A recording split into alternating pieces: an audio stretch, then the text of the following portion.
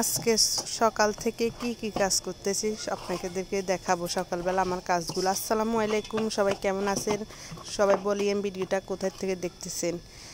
আজকে সকালবেলা ঘুম থেকে উঠি, রুটি বানানোর জন্য চলে এসেছি। কেউ রুটি খাবে, কেউ পরোটা খাবে। এক চুলা চা বসাই দিছি, এক চুলা আমি পরোটা বানাইতেছি, এক চুলায় আবার পরোটাগুলো বাছতেছি। দেখেন, ছেলে মাদ্রাসা চলে যাবে পরীক্ষা দিতে, 8টা বাজে। আজকে একটু উঠতেও দেরি হয়ে গেছে, জলদি করে এগুলা রেডি করতেছি। ছেলেকে বলতেছি মুখ ধুয়ে চলে আসো নাস্তা খাওয়ার জন্য।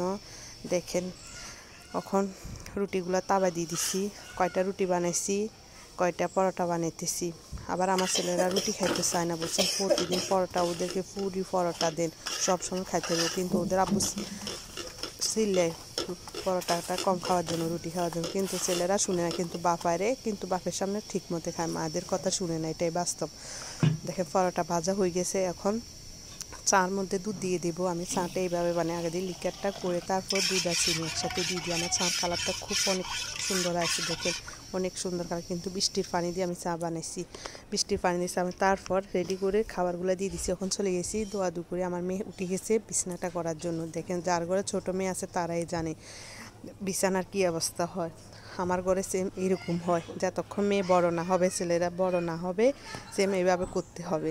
এখন বিছানাটা করতেছি, করার পরে এখন চলে যাব ছেলেকে রেডি করার জন্য। ছেলে মাদ্রাসায় যাবে। দেখেন ছেলেকে রেডি করছি। তারপর এখন হাঁড়ি পাতিল কিছু আছে, এগুলা ধুই দিতেছি। ধুইয়ে এগুলো শুকানো দিন। দেখেন অনেক সুন্দর। আমাদের আবার কালি নেই, আমাদের একটু গ্যাস আছে তো মাছ দিয়ে ভালোই লাগে শীতকালে। যাদের কালি চুলো আছে, কিন্তু হাত পা সব একদম দেখার মতো না, কিন্তু কি সুন্দর মতো ডেকিগুলো মাঞ্জিয়ে লাগছি, 2 সেকেন্ডও লাগে নাই। আজকে কাপ পিরিচ হাঁড়ি পাতি একটু কম ছিল, প্রতিদিন তো আর একটু বেশি করে থাকে। আজকে আমার ভিডিও ম্যান হচ্ছে আমার বড় ছেলে। দেখেন এত সুন্দর করে আমার ছেলে আজকে আমাদেরকে ভিডিও করে দিতেছে। এখন এগুলো শুকানো দিতেছি। আমাদের বাইরে একটা মুরগের থাকার একটা জায়গা আছে, এটা উপরে দিছি। দেখছেন কত সুন্দর করে। এখন ছেলেকে চলে গেছি মাদ্রাসাত পাঠানোর জন্য। ছেলেকে সুন্দর করে মাথায় তেল দিয়ে দিতেছি, পাঞ্জাবি গাদ্দায় দিতেছি, টুপি দিয়ে দিতেছি।